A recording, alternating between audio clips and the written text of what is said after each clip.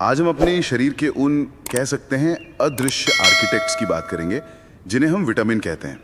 मतलब ये दिखते नहीं, पर हमारी सेहत की पूरी इमारत शायद इन्हीं की नींव पर खड़ी है।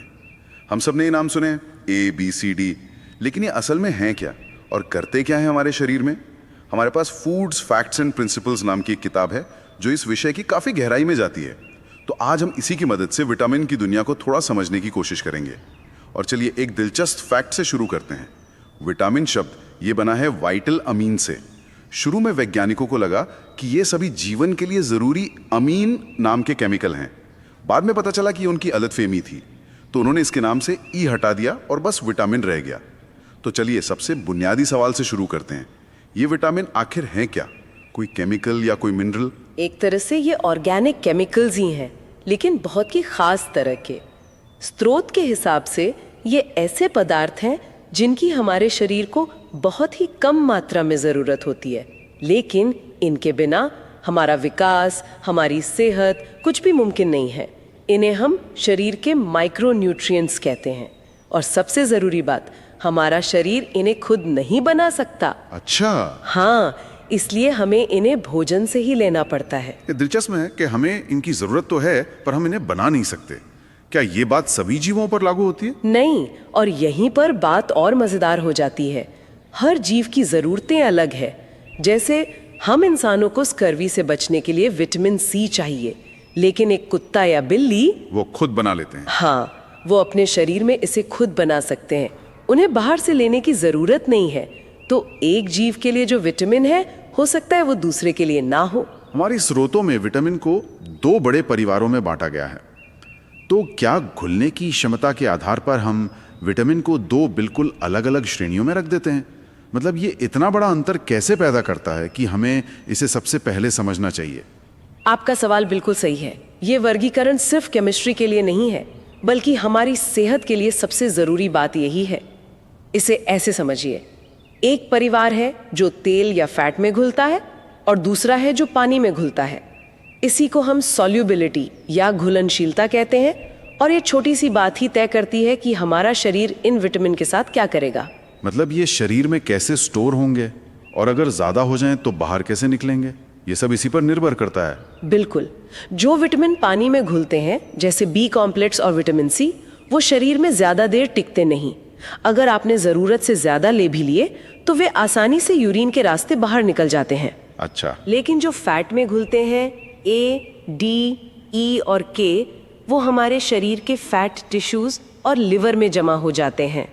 इसका मतलब है कि अगर आप इन्हें बहुत ज़्यादा मात्रा में लेते रहें तो ये जहरीले यानी टॉक्सिक भी हो सकते हैं। अच्छा, तो एक तरफ वो विटामिन है जो रोज़ाना चाहिए क्योंकि वो शरीर से निकल जाते हैं, और दूसरी तरफ वो जिन्हें संभाल कर इस्तेमाल करना होता है।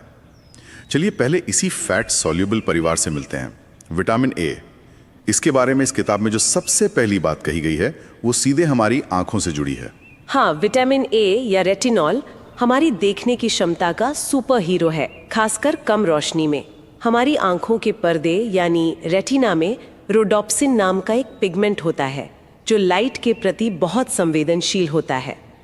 विटामिन A इसी का हिस्सा है। जब आप अंधेरे कमरे में जाते हैं तो यही पिगमेंट आपको देखने में मदद करता है। इसकी कमी होने पर यह पिगमेंट ठीक से बन नहीं पाता और नतीजा होता है रतौंधी यानी नाइट ब्लाइंडनेस। लेकिन इसका काम सिर्फ आंखों तक सीमित नहीं है। स्रोत इसे एंटी इन्फेक्टिव विटामिन भी कहते हैं, यानी इन्फेक्शन से लड़ने वाला विटामिन। बिल्कुल। विटामिन A हमारे शरीर के एक और बहुत ज़रूरी हिस्से यानी एपिथेलियल कोशिकाओं को स्वस्थ रखता है। ये कोशिकाएं हमारी त्वचा और शरीर के अंदरूनी अंगों की बाहरी परत बनाती हैं। आप इसे शरीर की पहली सुरक्षा दीवार मान सकते हैं। अच्छा। विटामिन A इस दीवार को मजबूत रखता है ताकि बाहर के बैक्टीरिया और वायरस आसानी से अंदर ना घुस पाएं। तो ये हमें मिलता कहाँ से है? मुझे पता है कि गाजर इसका एक बड़ा स्रोत है। हाँ, लेकिन एक छोटे से ट्विस्ट के साथ। पौधों से, जैसे गाजर या हरी पत्तेदार सब्जियों से हमें सीधे विटामिन A नहीं मिलता। हमें मिलता है बीटा कैरोटीन, जो नारंगी रंग का पदार्थ है। हमारा शरीर फिर इस बीटा कैरोटीन को विटामिन A में बदल देता है। ओहो। सीधे विटामिन A हमें जानवरों से मिलने वाले उत्पादों जैसे दूध, अंडे, मछली और लिवर से मिलता है। अगला है विटामिन D, जिसे सनशाइन विटामिन कहते हैं। जो सुनने में तो बहुत अच्छा लगता है, लेकिन इसका मतलब क्या ये है कि अगर कोई धूप में नहीं निकलता तो उसे हड्डियों की गंभीर समस्या हो सकती है, भले ही वो कितना भी कैल्शियम खाए? आपने बिल्कुल सही नब्ज पकड़ी है। विटामिन डी का सबसे बड़ा काम यही है कि ये हमारे आंतों को कैल्शियम सोखने का आदेश देता है। आप कितना भी दूध पी लें या कैल्शियम की गोली खा लें, अगर शरीर में विटामिन डी नहीं है तो वो कैल्शियम बेकार है, शरीर उसे इस्तेमाल ही नहीं कर पाएगा। मतलब बिल्कुल बेकार। हाँ, और जब कैल्शियम नहीं होगा तो हड्डियां कमजोर हो जाएंगी। बच्चों में इसी को रिकेट्स कहते हैं और बड़ों में ऑस्टियोमलेशिया। और इसे सनशाइन विटामिन इसलिए कहते हैं क्योंकि हमारी त्वचा इसे धूप में बना सकती है। हाँ, जब सूरज की अल्ट्रावायलेट किरणें हमारी त्वचा पर पड़ती हैं तो हमारी त्वचा खुद विटामिन डी बना सकती है। ये कमाल की बात है। अब आते हैं विटामिन ई पर। मैंने एंटीऑक्सीडेंट शब्द हजारों बार सुना है, क्रीम से लेकर ग्रीन टी तक, हर चीज में। लेकिन स्रोत के हिसाब से जब हम विटामिन ई की बात करते हैं तो ये शब्द असल में हमारी कोशिकाओं के स्तर पर क्या कर रहा होता है? ये एक बेहतरीन सवाल है। हमारे शरीर में जब ऊर्जा बनती है तो उस प्रक्रिया में कुछ बहुत ही अस्थिर कण बनते हैं जिन्हें फ्री रेडिकल्स कहते हैं। ये आप कह सकती हैं कि ये आवारा गोलियों की तरह होते हैं जो हमारी कोशिकाओं की दीवारों से टकराकर उन्हें नुकसान पहुंचाते हैं। अच्छा। विटामिन ई एक बॉडीगार्ड की तरह काम करता है। ये इन फ्री रेडिकल्स को खुद से जोड़कर बेअसर कर देता है और हमारी कोशिकाओं को सुरक्षित रखता है। इसीलिए इसे उम्र बढ़ने की प्रक्रिया को धीमा करने से भी जोड़ा जाता है। और इस परिवार का आखिरी सदस्य विटामिन के, इसका काम तो बहुत ही नाटकीय लगता है, खून का बहना रोकना। नाटकीय और बेहद जरूरी। इसे एंटी हेमोरेजिक विटामिन कहते हैं। जब हमें चोट लगती है तो खून को जमाने के लिए यानी क्लॉट बनाने के लिए शरीर को कुछ खास प्रोटीन्स की जरूरत होती है। विटामिन के इन्हीं प्रोटीन्स को बनाने में मदद करता है, जिसमें सबसे मुख्य है प्रोथ्रोम्बिन। अच्छा, प्रोथ्रोम्बिन। हाँ, अगर विटामिन के ना हो तो ये प्रोटीन नहीं बनेंगे और जरा सी चोट लगने पर भी खून बहता रहेगा। और ये हमें मिलता है हरी पत्तेदार सब्जियों से। हाँ, पालक, पत्ता गोभी जैसी सब्जियों से। और एक और दिलचस्प बात, हमारी आंतों में रहने वाले अच्छे बैक्टीरिया भी हमारे लिए कुछ विटामिन के बना देते हैं। तो ये था फैट में घुलने वाला परिवार जो हमारे शरीर में जमा हो सकता है। लेकिन एक दूसरा परिवार है जो बिल्कुल इसके उलट काम करता है। आप पानी में घुलनशील विटामिन की बात कर रहे हैं, है ना, जो शरीर में टिकता ही नहीं। बिल्कुल, और इस परिवार का मुखिया है बी कॉम्प्लेक्स। ये कोई एक विटामिन नहीं बल्कि कई विटामिनों का एक ग्रुप है। और इनकी खास बात यह है कि ये प्रकृति में अक्सर एक साथ पाए जाते हैं, जैसे अनाज, दालें, खमीर में। इसीलिए अगर किसी के खाने में एक बी विटामिन की कमी होती है तो अक्सर दूसरे की भी कमी निकलती है। और इन सब का मुख्य काम क्या है? इनका मुख्य काम है कोएंजाइम की तरह काम करना। आसान भाषा में कहें तो ये उन एंजाइम्स के हेल्पर या असिस्टेंट हैं जो हमारे खाए हुए भोजन से ऊर्जा निकालने का काम करते हैं। अच्छा। हाँ, बिना इनकी मदद के हम कार्बोहाइड्रेट, प्रोटीन या फैट से ऊर्जा हासिल नहीं कर सकते। चलिए इस टीम के कुछ खास खिलाड़ियों से मिलते हैं, जैसे विटामिन B1 या थायमीन। थायामीन कार्बोहाइड्रेट से ऊर्जा बनाने के लिए बहुत जरूरी है। इसकी कमी से बेरी नाम की बीमारी होती है जिसमें नर्वस सिस्टम और दिल पर बुरा असर पड़ता है। एक मिनट, ये तो वही बीमारी है जिसके बारे में सुना है कि पॉलिश किए में चावल खाने से होती है। बिल्कुल सही। चावल के दाने पर एक भूरे रंग की परत होती है जिसे चोकर कहते हैं और थायमिन उसी में होता है।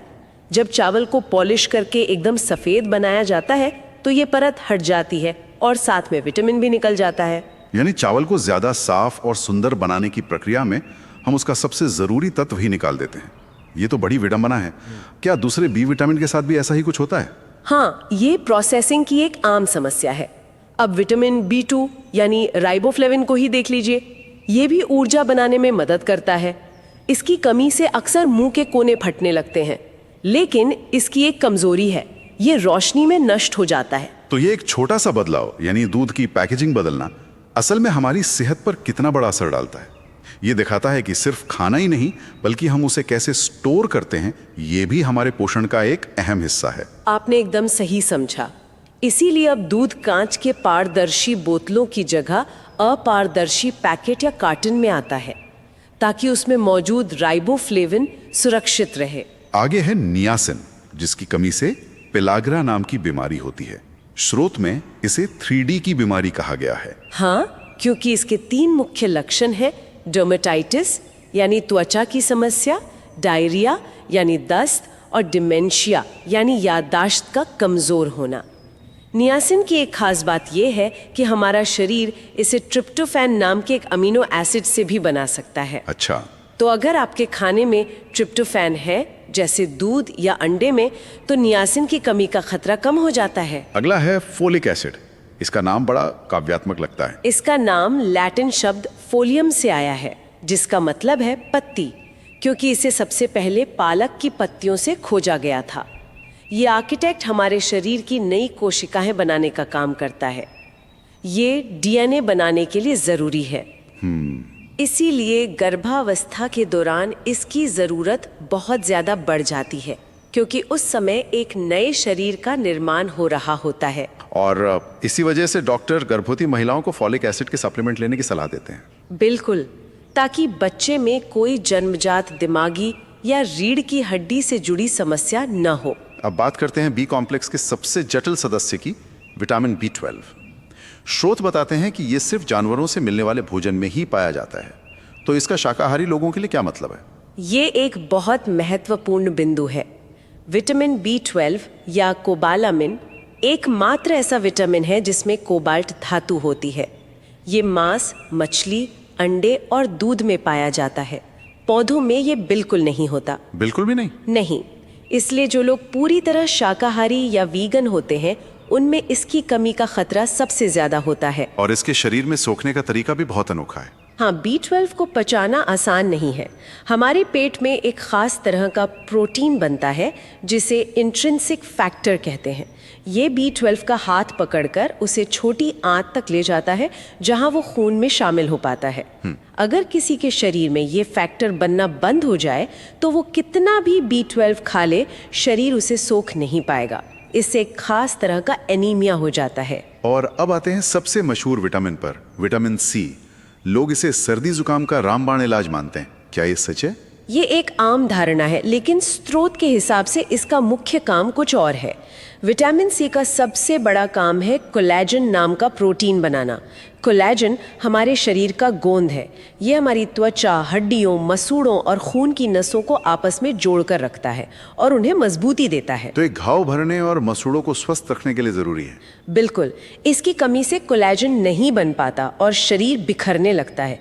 इसी को स्कर्वी कहते हैं, जिसमें मसूड़ों से खून आता है, घाव नहीं भरते और जोड़ों में दर्द होता है। अच्छा। ये हमें खट्टे फलों, अमरूद, आंवला और हरी सब्जियों से मिलता है। लेकिन स्रोत ये भी बताते हैं कि ये सबसे नाजुक विटामिन है। हाँ, ये गर्मी, हवा और यहाँ तक कि कुछ धातुओं के संपर्क में आते ही नष्ट हो जाता है। सब्जी को काटकर ज़्यादा देर रखने, उसे ज़्यादा पकाने या तांबे के बर्तन में पकाने से उसका विटामिन C लगभग खत्म हो जाता है। हमने इतने सारे विटामिन के बारे में बात की। स्रोतों में विटामिन के रोजाना जरूरी मात्रा की अलग अलग देशों की तालिकाएं दी गई हैं। इनमें अंतर क्यों है?